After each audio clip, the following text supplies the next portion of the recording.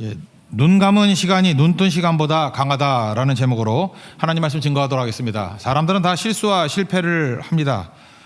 근데 그 실패에서 머무르는 것이 아니라 다시금 하나님 앞에 나가서 우리 삶을 역전시킬 수 있는 그 기회를 꼭 잡아야 된다고 생각을 합니다. 이삭 가정이 실패를 거듭했습니다.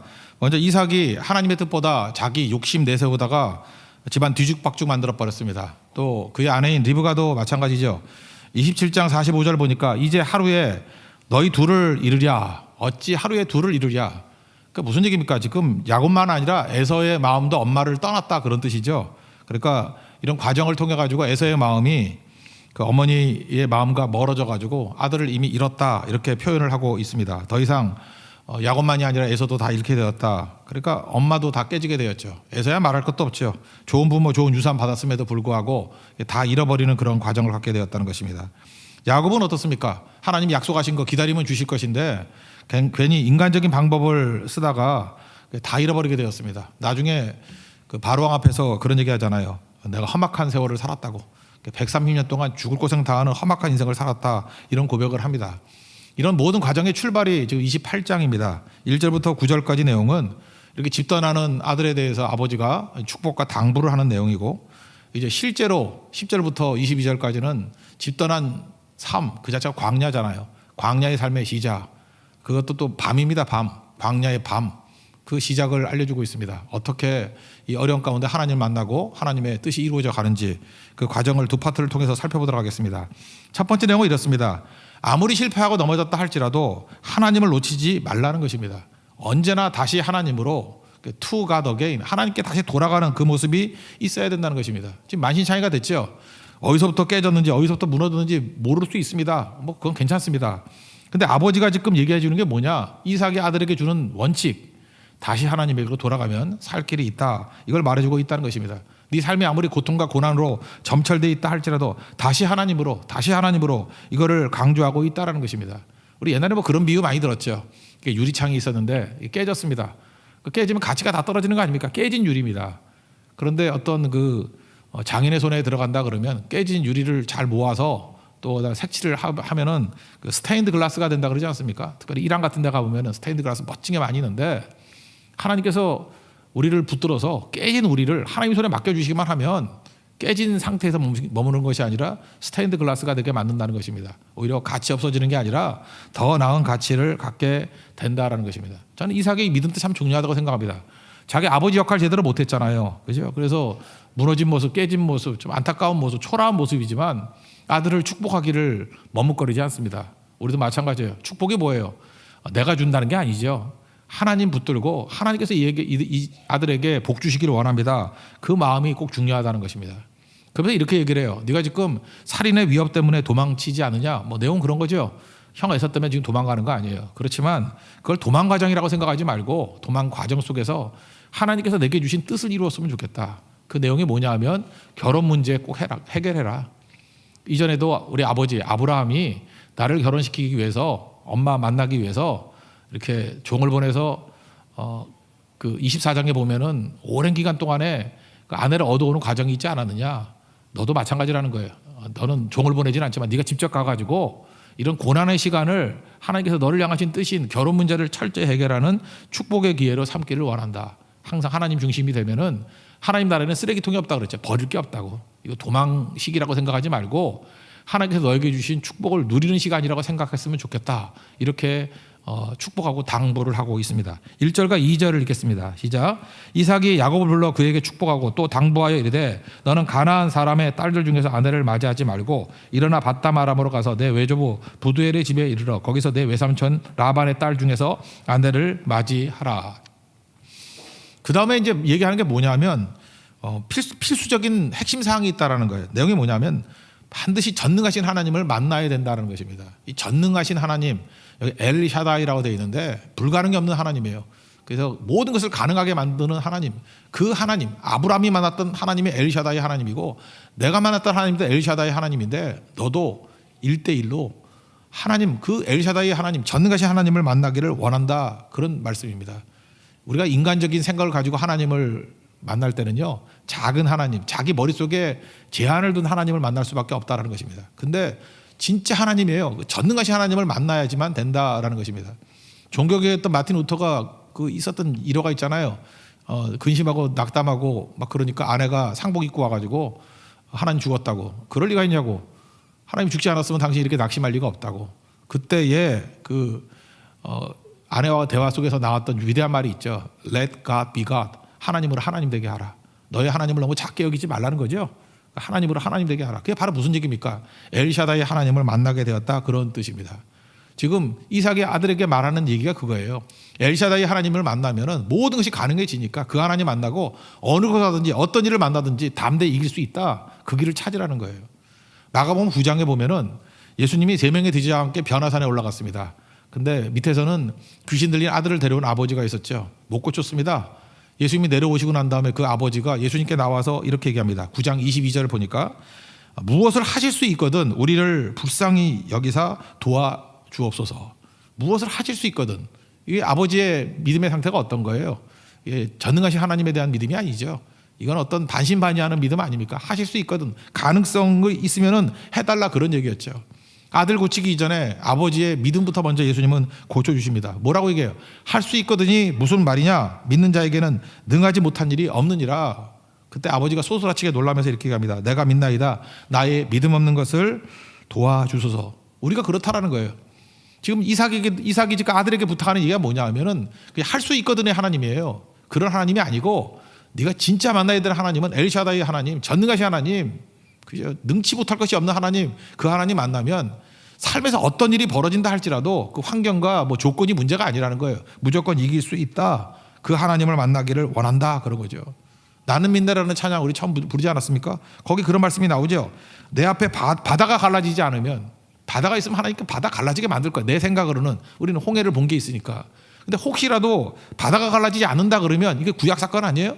바다가 갈라지든 바다가 안 갈라져요. 그러면 답이 없냐는 거예요. 신약의 예수님은 어떻게 했습니까? 주로 나로 바다 위를 걷게 하신다고. 그 하나님을 믿는다고.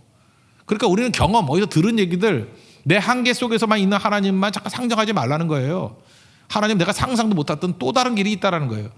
구약의 홍해 앞에 있던 백성들이 홍해가 갈라질 걸 알았습니까? 자기 머릿속에 없는 길이에요. 그 길을 건너갔죠. 우리는 이제 신약의 백성이니까 구약의 내용을 알 거 아니에요. 그러면 바다가 안 갈라졌어요. 그럼 어떻게 되냐? 신약의 예수님은 바다 위를 걸어가게 만드시잖아요. 우리는 또 신약 이후의 사람들 아닙니까? 우리 삶 가운데도 성경에 잘 나타나지 않는 일들이 막 벌어질 거 아니에요. 그래도 우리는 믿는다고요. 어떤 하나님을요? 엘샤다이 하나님, 전능하신 하나님을 믿습니다. 여러분도 믿습니까? 반드시 해결할 수 있는 길이 있다라는 거예요. 그 전능하신 하나님을 믿고 나아가기를 원한다. 집 떠나는 아들에 대한 아버지의 권고였습니다. 그러면 그 다음 나오잖아요. 내 삶에서 벌어지는 어떤 일이 벌어진다 할지라도 그게 다 합력하여 선을 이루는 거야. 유익해지는 거야. 예를 들어서 가장 고난과 낭만 중에 하나가 뭐예요? 흩어지는 거죠. 이거 보세요. 집 떠나는 거 아니에요? 흩어지는 거 아니에요? 이거 어찌 보면은 뭐 쫓겨나는 것 같이 보이기도 하고 좌천되는 것 같이 보이기도 하고 버림받게 되는 것 같이 보이기도 하지 않습니까? 집 떠나니까. 그런데 지금 아버지는 뭐라고 얘기해요? 이게 집 떠나는 게 그걸로 끝나는 게 아니라 이것이 오히려 하나님의 축복이 더 깊어지고 넓어지게 되는 계기가 되는 거야. 왜? 전능하신 하나님이 계시니까. 그러니까 전능하신 하나님만 붙들면 뭐 좋고 나쁘고 장소에 관계없이 환경에 관계없이 다 합력하여 선을 이루는 거야. 그거 믿고 나아가라고. 네가 지금 흩어지게 되지, 넘어지게 되지, 나중에 보십시오. 이게 다 축복으로 변화가 돼버리잖아요. 심지어 우리가 병든 것도 보게 되고요. 직장에서 쫓겨난 것도 보게 되고요. 부도 맞은 것도 보게 되고요. 뭐 가정에 이렇게 어려움이 당해서 깨지게 된 것도 지나놓고 보라는 거예요. 다 보게 될 수 있다는 거예요. 왜? 전능하신 하나님이 함께 계시면 어떤 흩어짐, 어떤 고난, 어떤 난관이라 할지라도 그것이 합력하여 선을 이루게 될 것이다. 그 하나님 믿고 가라. 이게 아버지의 축복과 당부였습니다. 하나님께서 여러분에게도 똑같은 축복과 당부를 하십니다. 전능하신 하나님을 믿고 어떤 상황에도 도전하십시오. 반드시 승리합니다. 3절과 4절을 읽겠습니다. 시작. 전능하신 하나님이 내게 복을 주시어 내가 생육하고 번성하게 하여 내가 여러 족속을 이루게 하시고 아브라함에게 허락하신 복을 내게 주시되 너와 함께 내 자손에게도 주사 하나님이 아브라함에게 주신 땅 곧 내가 거류하는 땅을 내가 차지하게 하시기를 원하노라. 보세요. 이렇게 쫓겨나고 흩어졌던 모든 것이 다 내가 차지하는 땅이 될 것이다. 이렇게. 왜요? 전능하신 하나님이 너와 함께 하시기 때문에 그런 일이 벌어지게 된다라는 것입니다. 제 아버지는 굉장히 믿음 안에서 좋게 해석을 하잖아요. 너 도망간다고 생각하지 말고 결혼 문제 해결하기 위해서 하나님께서 보내시는 거야 이렇게 생각하는 것이고, 항상 마음 가운데 전능하신 하나님을 모시고 있으면은 어떠한 일들, 어떤 난관, 어떤 고난, 그게 흩어짐이에요. 흩어짐. 그것도 복이 되고 합력하여 승리를 이루게 되는 거야. 뭐 굳이 자기 얘기를 한번 든다 그러면 26에 나오잖아요. 우물 파기만 하면 뺏기고, 우물 파기만 하면 뺏기고, 이거 고난이고 흩어짐 아니에요?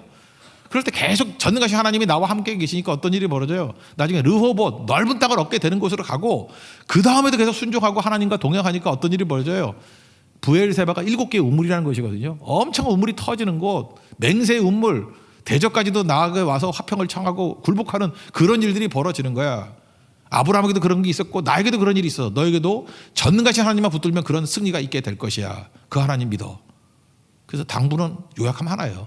전능하신 하나님을 만나기를 원한다. 똑같이 우리에게도 말씀하고 계십니다. 여러분, 전능하신 하나님을 만나시는 시간 되기를 축원합니다. 그러면 어떤 흩어짐과 고난이라 할지라도 다 합력하여 선을 이루고 그것이 하나님 앞에서 깊어지고 넓어지게 되는 deep and wide, 그런 계기가 되는 은총이 임하는 시간이 될 것입니다. 그 은혜를 누리는 믿음의 종 되기를 바랍니다. 반면에 그 밑에 보면은 이제 에서가 나오는데요. 에서의 안타까운 모습이 나와요. 지금 야곱은 하나님 말씀대로 이렇게 가는데 에서는 어땠습니까? 항상 자기 중심이에요. 자기 생각대로, 멋대로. 이전에 보면은 어떤 모습이 있었습니까? 야곱이 항상 에서를 훔쳐봤어요. 그죠? 물끄러미 쳐다봤다고. 그래서 그 아버지 속이러 갈 때도 뭐 그런 얘기 하잖아요. 아버지가 형 에서를 만질 터인데, 나를 만질 터인데 난 털이 없는데 어떡합니까? 뭐 그런 걸 엄마하고 얘기 나누지 않아요? 그거 어떻게 알았을까요? 과거에 아버지 이삭의 취미가 뭐였냐면 형 에서 불러다가 털 만지는 거라 그랬죠. 털 만지면서 아유 이 멋진 놈, 이 사냥꾼, 이런 아들이 내 아들이니 막 자랑스러워 했다라는 거예요. 그걸 멀리서 물끄러미 쳐다본 게 누구였습니까? 야곱이 쳐다봤어요. 그저 부러워했죠. 그래서 아버지가 에서를 이렇게 털을 만지고 있다, 사랑스럽게 만지고 있다는 걸 알고 있던 아들이었다라는 거예요. 근데 이제 역전했습니다. 이제는 어떤 일이 벌어집니까? 에서가 야곱을 쳐다보고 야곱을 주목하는 그런 일이 나타나요. 그래서 계속해서 야곱을 봤다. 그죠? 에서가 본즉, 에서가 또 본즉, 이런 게 계속 나온다고요. 그러면 어떤 걸 깨닫게 되면은 어떻게 돼야 돼요? 아버지한테 가서 물어보든지 아니면 하나님께 엎드리든지, 하나님 나는 어떻게 해야지 아버지의 사랑과 은혜를 받을 수 있습니까? 어떻게 하면 하나님의 사랑과 은혜를 받을 수 있습니까? 이렇게 나가야 되는데 그 쳐다보기만 하고요. 판단을 자기 생각으로 하는 거예요. 자기 생각. 본능대로 생각하는 거예요. 본능이 뭐라 그랬어요? 종교심이라고 그랬잖아요. 두려움 없애는 방법, 그 다음에 욕심 채우는 거. 그러니까 지금 뭐가 두려운 거예요? 아버지의 사랑을 받지 못하는 게 두려운 거고, 과거의 팥죽 사건은 어떤 거였어요? 자기 욕심 채우는 게 목적이고, 그러니까 자기 생각대로 멋대로 해요. 기준이 없어요. 말씀이 없어요. 이게 에서라는 것입니다. 그래서 결국은 결정했다는 게 뭐예요? 잘 보니까 아버지가, 어머니가 자기 결혼을 기뻐하지 않는 것 같아. 해쪽 속에 딸 둘 데리고 오니까. 근데 아버지가 이제 축복하면서 말하는 게 뭐였어요? 야, 너 이렇게 믿는 사람 안에서 결혼해야 돼. 여기 삼촌 집에 가가지고 딸들 중에, 라반의 딸들 중에 하나랑 결혼하기를 원해. 이런 걸 쫙 들어보니까 아, 내가 이래서 아버지의 사랑을 받지 못하는구나. 그럼 물어봐야 될 거 아니에요. 그럼 나 어떻게 해야 됩니까? 근데 지 생각대로, 사실은 이삭이 제일 싫어하는 게 누구예요? 이스마엘인데. 이스마엘한테 얻어 터지고 막 그랬잖아요. 그죠? 이스마엘의 딸을 데려다가 아버지하고 이렇게 친인척이니까, 야, 이스마엘의 딸이라 그러면 아버지가 기뻐할 거야 라고 묻지도 않고 기도하지도 않고 자기 생각대로 멋대로 판단했다라는 것입니다. 그래서 그 딸 마할렛 또 데려왔다라는 거예요. 결국은 뭐예요? 안타깝죠. 불쌍하죠. 우리도 이래요.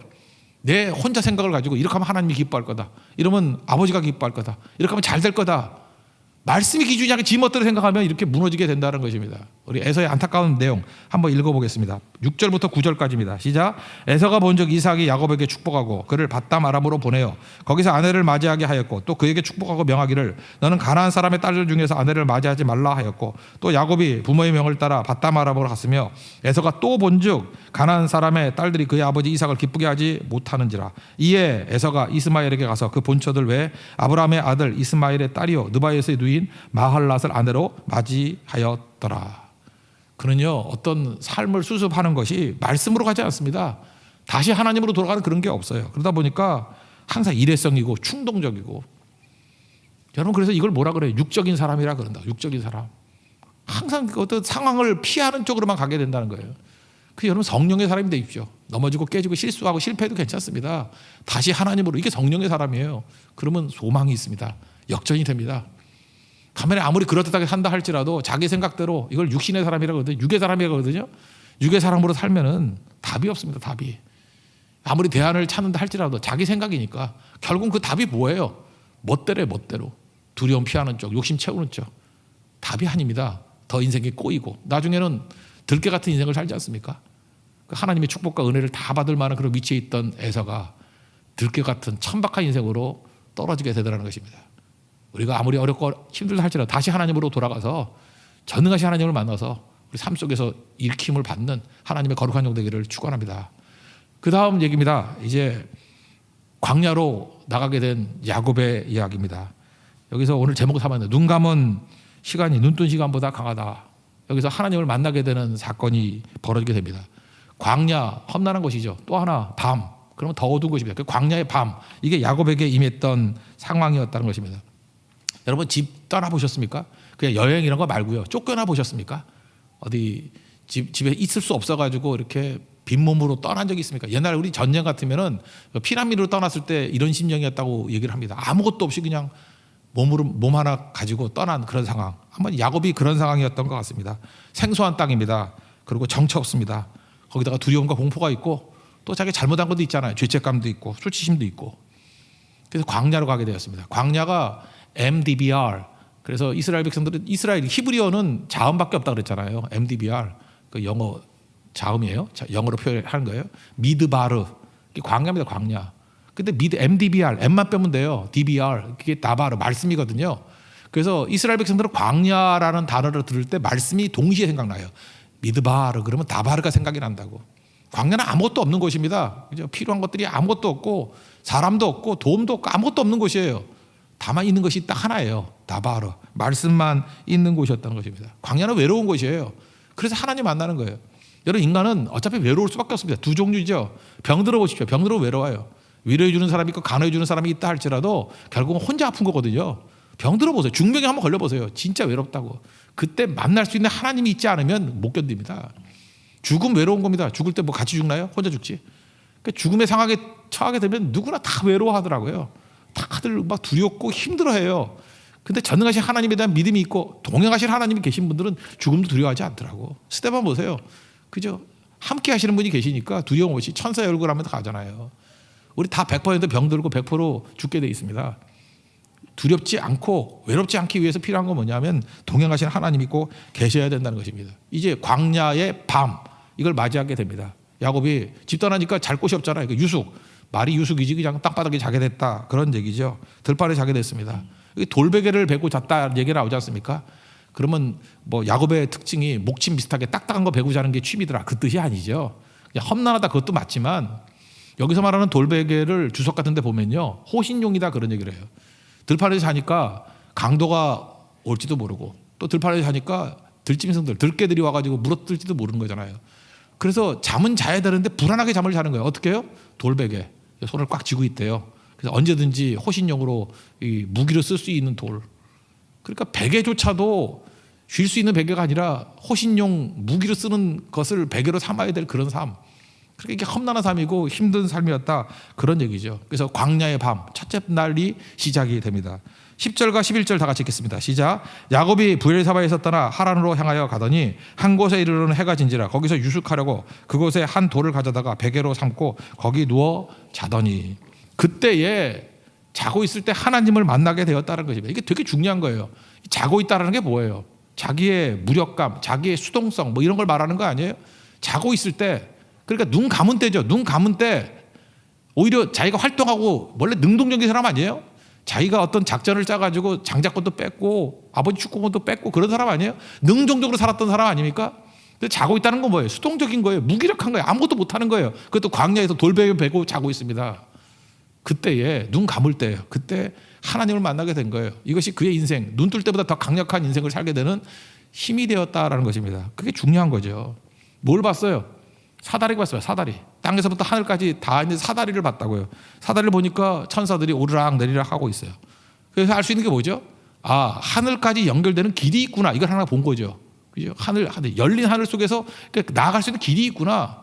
땅만 쳐다보고 살았는데 내가 장깨로만 살았는데 하늘과 연결되는 길이 있구나. 이걸 하나 발견한 거고 그 위를 쳐다봤습니다. 쳐다봤는데 누가 계셔요?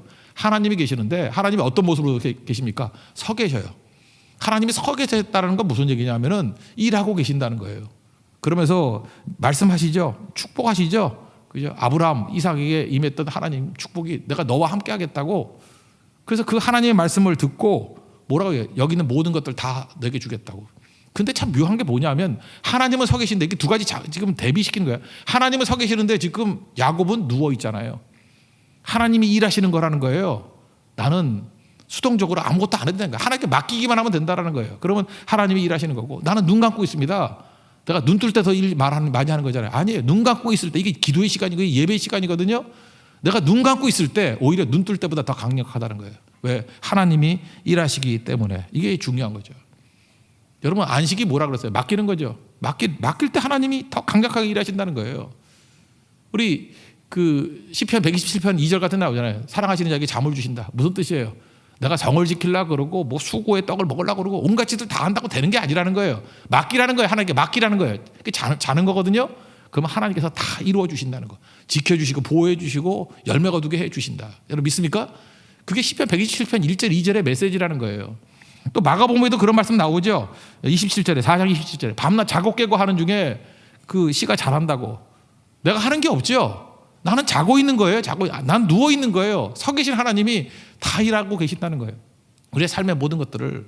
그래서 시편 37편 5절에 뭐라고 말씀하십니까? 내 길을 여호와께 맡기라. 맡기면 완성되는 거죠. 그를 의지하면 그가 이루신다고. 오늘 이걸 깨닫는 게 바로 이 베델이에요. 베델. 이 자리가 원래 루스라는 자리였는데 나중에 이곳을 베델이라는 베트라는 게 집이고 엘이 하나님이잖아요. 하나님의 집. 하나님의 집이라는 베델 사건이라고 이게 이 야곱의 역사에서 계속 나와요. 베델이. 이게 기자기의 베델이거든요. 그래서 나중에 베델로 돌아가자 그런 얘기 나오잖아요. 여기서 하나님을 만난 거예요. 전능하신 하나님을 만나는 사건이라. 아버지가 그렇게 권면했듯이 전능하신 하나님을 여기서 만난 거라고요. 그죠? 자기가 무능할 때 광야의 밤에 여기서 만난 거라고. 언제요? 자기가 가장 무력할 때, 절망에 빠졌을 때, 아무것도 못할 때 그때 임하게 되더라는 것입니다. 여기서 천사가 오르락 내리락 하다 이런 얘기가 나오지 않습니까? 이거 제가 신학대학원 다닐 때 그 김세윤 교수님이라고 계셨는데 그분이 이 해석에 대해서는 진짜 권위자예요. 권위자. 그 나중에 뭐 플러 신학교에서 마지막 계셨던 것 같은데 지금 뭐 은퇴하신 것 같기도 하고요. 그 김세윤 교수가 쓴 책 중에 하나가 있는데 그 사람의 아들이라는 책이 있어요. 되게 좋은 책인데 지금 나오는지 모르겠어요. 그 사람의 아들. 여기 보면은 이제 뭐라고 얘기되냐. 우리가 많이 보지 않습니까? 그 천사가 사닥다리 오르락 내리락 하더라. 이거 예수님이 한 번 더 인용하셨죠. 요한복음 1장에 보면요. 나다나엘 만나잖아요. 나다나엘이 빌립과 함께 뭐라고 얘기해요? 예수님 만났다 그랬더니 메시아 만났다 그랬더니 어디서? 나사렛 그랬더니 뭐라 그래요? 나사렛에서 무슨 인물이 나오냐? 그래서 막 이렇게 무시하죠. 그때 예수님이 만나가지고 내가 뭐가 나무 아래 있을 때부터 알았다. 그러니까 깜짝 놀라가지고 어떻게 된 겁니까? 그때 예수님이 요 말씀을 한 번 더 인용하죠. 하늘이 열리고 하나님의 사자들이 인자 위에 오르락 내리락 하는 것을 보리라. 이걸 어떻게 해석을 했냐면 이런 거예요. 천사들이 모든 걸 다 알고 있는 게 아니라는 거예요. 근데 이 창세기 28장에서 지금 천사들 사이에 소문이 난 거예요. 뭐라고 소문이 났냐?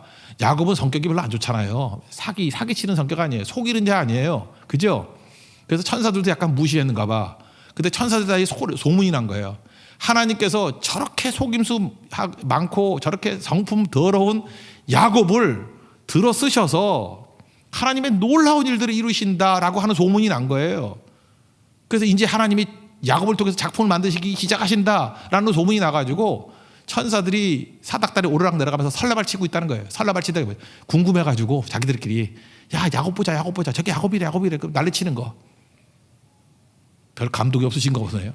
그러니까 천사들이 막 난리가 났다는 거야. 난리가. 똑같이 신약에 오면요. 지금 나다나엘 같은 반응들이 있잖아요. 원래 나사렛이라는 뜻이 뭐라 그랬어요? 넷제르라 그랬죠. 넷제르. 그 예레미야서 공부하면서 배우지 않았습니까? 그 넷제르라는 말이 그게 연한 순이란 말도 있고 또는 그 가지라는 뜻이에요. 가지. 약한 가지. 초라한 가지 그런 뜻이라고요. 그래서 예레미야 33장 15절에 뭐라고 돼 있어요? 다윗에게서 한 의로운 가지가 나올 거라고.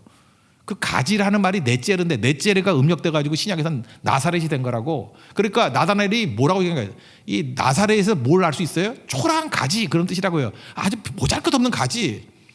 그 뜻이 나사렛이거든, 넷제르.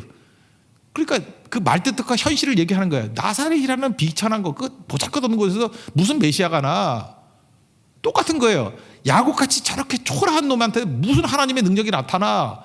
그러면서 반신반의하면서 막 천사들이 설레발치고 있다는 거야, 호기심으로.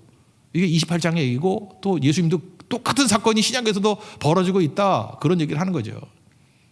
오늘 우리에게도 똑같은 말씀이에요. 여러분들 한 사람 한 사람이 지금 야곱 같은 존재 아닙니까? 너무 약해 보이고 부족해 보이고. 시편 41편 14절 같은 데 보니까 옛날 성경이 더 재밌어요. 이 지렁이 같은 야곱아, 새로 보이는 이 버러지 같은 야곱아. 버러지하고 지렁이하고 똑같나 모르겠어요. 하여튼 지렁이 같은 야곱아, 이 버러지 같은 야곱아, 이 발톱 사이 낀 때 같은 놈아, 뭐 옛날 별소리 다 해서. 그죠? 우리 모습 아니 아무것도 아니라고요. 그런데 하나님이 함께 해주시면 이 아무것도 아닌 존재를 통해서 하나님의 놀라운 일들이 벌어지게 된다라는 거예요. 우리 소망 아닙니까, 소망? 그래서 지금 천사들이 막 설레발치고 있다라는 거예요. 야곱이 하나님 나라의 주인공이래. 저런 야곱을 통해서 하나님의 놀라운 일이신데, 늙고 병들고 무능하고 백그라운드 없고 아무것도 아닌 성격도 별로 안 좋은 저런 야곱 같은 자를 통해서 하나님이 놀라운 일을 이루신데, 그러면서 천사들이 막 설레발치면서 놀라고 있다라는 거예요. 똑같이 나사렛을 보라는 거예요. 나사렛에서 저 비천해 보이는 저 예수님을 통해서 하나님의 새로운 나라를 이루신데, 그래서 천사들이 설레발치듯이 지금은 천사들이 설레발 더 친다는 거예요. 천사가 오르락내리락 하면서 이게 웬일이니 그러고 있다라는 거예요. 우리 인생도 마찬가지예요. 천사들이 오르락내리락 하면서 웬일이니 저렇게 나이 들고 부족하고 연약하고 가능성 없어 보이는 사람을 통해서 하나님이 일하신다고 말이 돼? 그런 얘기예요. 여러분 창세기를 보면요, 아브라함, 이삭, 야곱, 요셉 4대 족장에 나오죠. 주인공이 누구예요? 창세기 주인공은 야곱이다. 야곱. 이렇게 생각하면 돼요. 아브라함이 누구예요? 믿음의 조상, 그렇게 생각하면 안 되고요. 아브라함은 야곱의 할아버지예요. 그게 맞아요. 야곱을 설명하기 위해서 할아버지로서 아브라함이 나오는 거예요. 이삭은 누구예요? 야곱의 아버지예요. 요셉은 누구예요? 야곱의 아들이에요. 그걸 보여주고 있는 거라고. 지금 야곱은 아무것도 아닌 존재였는데 전능하신 하나님 만나가지고 그의 인생 전체가 다 바뀌게 되었다. 야곱만큼 부족해 보이지만 하나님 앞에 쓰임을, 그래서 야곱이 이스라엘 된 거 아니에요. 12지파 다 얻은 거 아니에요.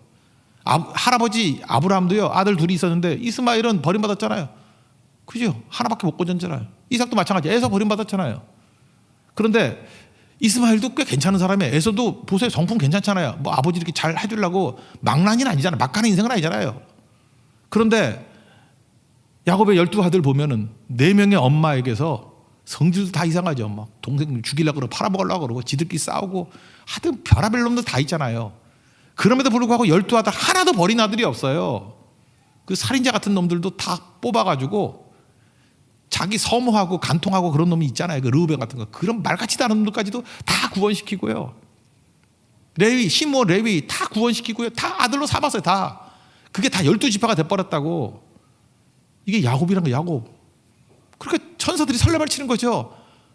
야, 깜짝 놀랄 일이다. 저렇게 말도 안 되는 존재를 하나님이 들어쓰셔서 하나님의 사람으로 세우시고 그 밑에 있는 아들, 저 쓰레기 같은 놈들을 다 세워가지고 하나님 나라의 12지파를 만드셨구나. 그 놀라운 사건이 또 언제 벌어졌다고요?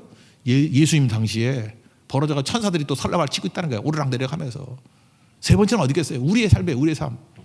야곱 같은, 지렁이 같은 너 야곱아, 버러지 같은 너 야곱아, 우리거든요.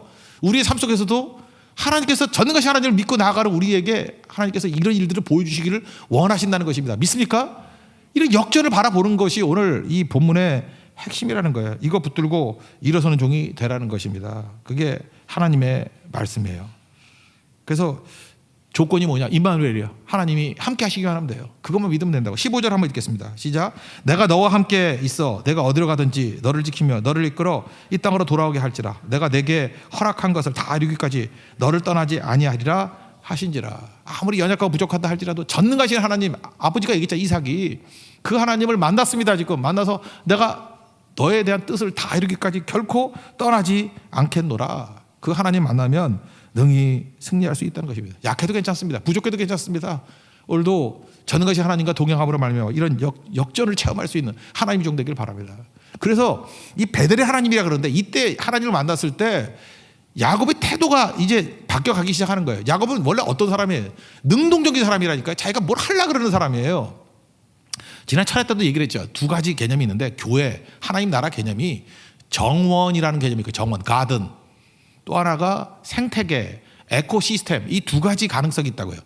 정원은 어떤 겁니까? 정원 가보셨어요? 정원은 인간이 인위적으로 만든 거 아니에요. 가보면 참 예뻐요. 예쁘고 뭐 조그만데 뭐 바위도 있고 뭐 연못도 있고 뭐 어떤 때는 뭐 물레방아도 있고 그런 게 정원 아니에요. 그죠? 뭐 꽃들도 다양하게 있고 뭐 하여튼 너무 반듯해. 근데 정원을 가보면 느낌이 뭐죠? 사람 손 탔죠. 사람 손 탄 거야. 사람이 인위적으로 만든 거예요. 하나님의 교회는요 정원같이 만들면 안 돼요. 그래서 어떤 교회를 가보든지 어떤 모습을 가보든지 정원 같은 느낌이 들면 이거 사람 손 탔네, 이거 아닌데, 이런 느낌을 받아야 돼요. 어떤 가정 보면 TV에 나오는 가정들 보면 너무 행복해 보이죠. 뭐 당신밖에 없다 그러고 너무너무 행복해 죽으려 그래요. 막 그때 그걸 뭐라 그래요? 쇼 윈도우 부부 그러잖아요. 모르세요? 남들 보라고 만든 부부예요. 그냥 서로 뭐 먹여주고 뭐 다정하고 뭐 이러는데 뭐 그 다음 달에 이혼하고 막 그러잖아. 그런 거 많이 못 봤어요? 너무 행복합니다. 행복 전도사예요. 그리고 그 다음 달에 자살하고. 그런 거 못 봤어요? 그 정원이라고. 정원은 다 가짜예요. 가짜. 하나님께서 우리에게 정원 만들라는 게 그 율법주의잖아요. 율법으로 정원 만들라는 게 아니라는 거예요. 정원은 인위적일 때, 내가 능동적일 때 나타나는 현상이고, 지금 야곱이 깨닫게 된 게 뭐예요? 하나님이 자기가 찾아간 게 아니라 하나님이 찾아왔잖아요. 믿음의 본질은 뭐예요? 영접하는 자예요. 그 이름을 믿는 자. 수용하는 거예요. 하나님의 뜻을 다 수용하기를 원합니다. 하나님이 내게 이끄시는 거, 희노애락, 추나추동 다 있는 거거든요. 그거 다 받아들입니다. 우리 인생 살다 보면 병 들어요. 인생 살다 보면 죽어요. 기쁨이 있어요. 슬픔이 있어요. 그거 다 받아들이는 거예요. 그걸 통해서 하나님이 일을 하시는 거라고. 그래서 신앙심이 좋으면요 병 들어도 너무 낙심하지 않아요. 그걸 통해서 하나님이 필요하면 일하시겠지. 그리고 잘 안 죽어요. 왜 안 죽는지 알아요? 하나님의 뜻을 이루기까지 안 죽어요. 여기 보세요. 내가 다 이룰 때까지 너 함께 한다 그러잖아요. 병 들어서 죽는 게 아니에요. 하나님의 뜻을 다 이뤘으니까 죽는 거지. 잊지 말라고. 죽음이란 건 뭐냐면 다 이뤘다예요. 항상 하나님께서 이렇게 함께 하시고 다 이루고 난 다음에 데려가시는 거지, 그 이전엔 그런 일이 없다라는 거예요. 그러니까 이걸 말해주고 있는 거죠. 그게 생태계죠. 생태계는 험난한 거예요. 인위적인 게 아니기 때문에. 근데 하나님께서 내게 희노애락 다 온다 할 때도 하나님이 나에게 필요하니까 주신 거예요. 그게 생태계예요. 에코시스템. 제가 뭐 몇 달 전에 한번 얘기했던 것 같은데, 미국의 그 서부에 가면 옐로스톤이라고 있잖아요. 옐로스톤에 그 늑대가 많다 그래가지고 사람 쏴 죽여서 늑대 멸종시켜 버렸어요. 한 마리도 없어. 다 죽여버렸어. 그랬더니 어떤 살기 좋을 줄 알았죠. 아닙니다. 어떤 일이 벌어지느냐, 이게 거기 사슴 비슷한 애들, 뭐 무수부터 시작해서 뭐 사슴 비슷한 애들이 엄청 많거든 거기. 그랬더니 얘네들이 사슴이 엄청나게 늘어난 거예요. 그래서 지들끼리 싸우고, 사슴이 싸우면 어떡해요? 순해야지 사슴이지. 안 그래요? 막 뿔만 늘어나고 막 서로 피 흘리는 사슴 막 나타나고, 근육질 사슴 나타나고. 징그러워 죽겠어. 사슴이 사슴 같지가 않아. 그죠? 눈빛이 사슴이 아니야. 완전히 멧돼지야. 뭐 이러고 있는. 그게 사슴이에요, 그게? 그러니까 뭐 난장판이 된 거야. 그 다음에 뭐 뿌리까지 다 뜯어먹고, 그냥 뿌리까지 뜯어먹으니까 황폐해지고 다 망하게 돼버렸어요. 이게 아니다. 그래서 1995년에 결정을 내렸죠. 늑대 14마리, 최상의 포식자죠. 늑대 14마리 풀어버렸어요. 풀어버렸더니 그 다음부터 사슴들이 자기들끼리 싸워가지고 나는 챔피언 그랬는데 그게 아니란 거 알겠대. 늑대 앞에서는 아무것도 아니에요. 그러니까 도망다니기 시작하고 숨기 시작하고, 눈빛이 순해지고, 눈빛이 불쌍해지고, 눈빛이 스프랑크니 좀 불쌍히 여기 주시옵소서, 그런 눈빛이 돼버리고 편하더라는 거예요. 그리고 뭐 수달 이런 것도 막 나타나요. 수달이 이렇게 댐을 쌓아야 되는데 댐을 만들어야지 이게 연못도 생기고 이렇게, 그죠? 그래야 물고기도 생기고. 그 결국은 늑대 14마리 풀어놨더니 늑대도 번식을 하지만 어떤 한계가 있더라는 거예요, 그죠? 그리고 밸런스가 맞아가는 거죠. 그게 생태계라고. 다 살아나기 시작하다. 옐로우스톤이 살아나기 시작하더래요. 20년 지나고 난 다음에 생명력이 충만한 것으로 변화가 되더라는 거예요. 교회가 그런 거예요. 하나님께서 똑같은 사람 만드는 거 아니에요. 인위적으로 뭐 이런 사람 만드는 게 아니라 하나님이 각각 필요한 사람들 불러주셔가지고 서로 조화를 이루어서 생태계, 복음의 생태계를 만들어가는 거예요. 그 교회를 딱 가봤더니 만만치 않아요. 웬만큼 시험이 와도 넘어지지 않아요. 핍박이 와도 죽어요. 그렇지만 또 살아나요. 교회가 생태계 아니에요? 핍박과 환란이 있을 때 더 부흥하고 생명이 살아나고 그런 모습 있지 않아요?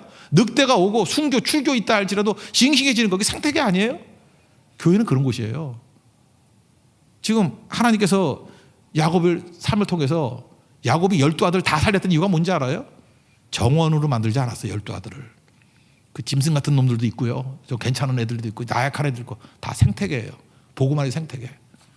그 안에서 하나님 의지하면 산다. 그거 하나 깨닫게 만들어준 거라고. 다 살려냈죠. 이게 베델의 사건이었다라는 것입니다. 여러분 베델의 사건 이거 잊지 마십시오. 그래서 이 사건 참 전능하신 하나님 엘리사다의 하나님을 만나고 난 다음에 예배하지 않을 수 없죠. 일어나가지고 하나님 여기도 계셨구나. 이제까지 베델이라는 게 장소를 의미하는 게 아니라는 걸 깨닫게 됐죠. 하나님이 임재하시는 곳은 어디나 베델이구나. 하나님의 집이구나. 그리고 거기서 기름 붓고 예배드리기 시작했다라는 것입니다. 16절부터 19절까지 읽겠습니다. 시작. 야곱이 잠이 깨어 이르되 여호와께서 과연 여기 계시거를 내가 알지 못하였도다. 이에 두려워하여 이르되 두렵도다. 이곳이요 이것은 다름 아닌 하나님의 집이요 이는 하늘의 문이로다 하고 야곱이 아침에 일찍 일어나 베개로 삼았던 돌을 가져다가 기둥으로 세우고 그 위에 기름을 붓고 그곳 이름을 베델이라 하였더라. 이 성의 옛 이름은 루스더라. 그래서 베델 사건이 바로 이런 겁니다. 예배드리고 그 다음에 서원을 하죠. 서원을 한다는 게 뭐예요? 그 자기 자신의 뜻을 이루기 위해서 이렇게 자기 욕심을 하나님의 뜻으로 포장하는 그런 서원이 아니고 이 서원은 그냥 어떤 데서 헌신을 다짐하는 거다 이렇게 말하는 게 좋아요. 근데 이 헌신도 아직은 부족해요. 조건을 달았죠. 하나님 나를 뭐 잘해주면 돌아오게 만드시면 세 가지 얘기했어요. 나의 하나님이 될 것이다. 그죠? 조상 아브라함, 이삭의 하나님이 아니라 내가 채워 하나님이 될 것이요. 나의 하나님이 될 거다. 첫 번째. 두 번째, 이곳이 예배자 될 것이다. 난 예배자로 살 것입니다. 기름 부은 이 베델이 예배자가 될 것이다. 세 번째는 뭐냐 하면 11조 드리겠다. 이건 뭐예요? 내 삶의 모든 것이 다 주님의 것입니다. 나는 나의 주인은 하나님이십니다. 그걸 고백하는 거라고요. 우리 지난 철야 때도 아도니아 살폈죠. 아도니아가 뭐라 그래요? 바스바한테 가서 원래 이 왕위가 내 것이었거늘 내 것이라 그러면 빼앗겨요. 내 것이라 그러면 죽는다고. 내 것이라 그러니까 빼앗기는 의식을 갖는 거죠. 내 삶은 주의 것이에요. 지금 야곱이 고백한 게 내 삶은 주의 것이라고. 세 번째 11조 드립니다. 그런 뜻이에요. 11조는 누가 드리냐면 내 것이라고 생각하는 사람은 빼앗겼다고 생각해. 내 거 하나님 약간 뺏어가네. 뺏겼다는 느낌을 받는 거죠. 11조가 아깝고 막 이런 사람들이 있죠. 여러분 삶이 여러분 거예요. 죽습니다. 죽는 거예요. 아도니아 같은 운명이 될 거라고. 그런데 내 삶이 다 하나님이 주신 은혜예요. 당연한 거 하나도 없고 다 하나님의 은혜였어요. 내 삶의 주인이 하나님이십니다. 그 11조예요. 그리고 어느 곳에 가든지 아무도 예배하지 않는 곳에 예배드리겠습니다. 예배자 되겠습니다. 그 다음에 조상 하나님, 들어듣는 하나님이 아니라 체험의 하나님이 나의 하나님이 될 것입니다. 세 가지 서원합니다. 그리고 이것이 불완전했지만 평생의 삶을 통해서 이것이 베델의 하나님이 자기 삶 가운데 뿌리를 깊이 내리는 과정, 그게 야곱의 인생이에요. 마지막 자기가 죽으면서 축복할 때 하나님이 나의 하나님이셨습니다. 내가 하나님 앞에서 경배하고 축복하는 자 되기를 원합니다. 내 삶의 주인은 하나님이셨습니다. 여기 고백이 죽을 때 보면 자기 삶의 고백으로 확증되더라는 것입니다. 여러분들 이런 확증이 있는 믿음의 종 되기를 축원합니다. 우리 세 가지 서약 한번 읽어보도록 하겠습니다. 그럼 읽고 마치겠습니다. 20절부터 22절까지 내용입니다. 시작. 야곱이 서원하여 이르되 하나님이 나와 함께 계셔서 내가 가는 이 길에서 나를 지키시고 먹을 떡과 입을 옷을 주시어 내가 평안히 아버지 집으로 돌아가게 하시오면 여호와께서 나의 하나님이 되실 것이요 내가 기둥으로 세운 이 돌이 하나님의 집이 될 것이요 하나님께서 내게 주신 모든 것에서 10분의 1을 내가 반드시 하나님께 드리겠나이다 하였더라. 여러분 핵심이 무엇입니까? 전능하신 하나님께 다시 돌아가십시오. 내 전능하신 하나님이 나의 하나님이라는 걸 믿고 의지하면 내 삶에 흩어진 고난 어떤 것이 할지라도 다 합력하여 선을 이룹니다. 믿습니까?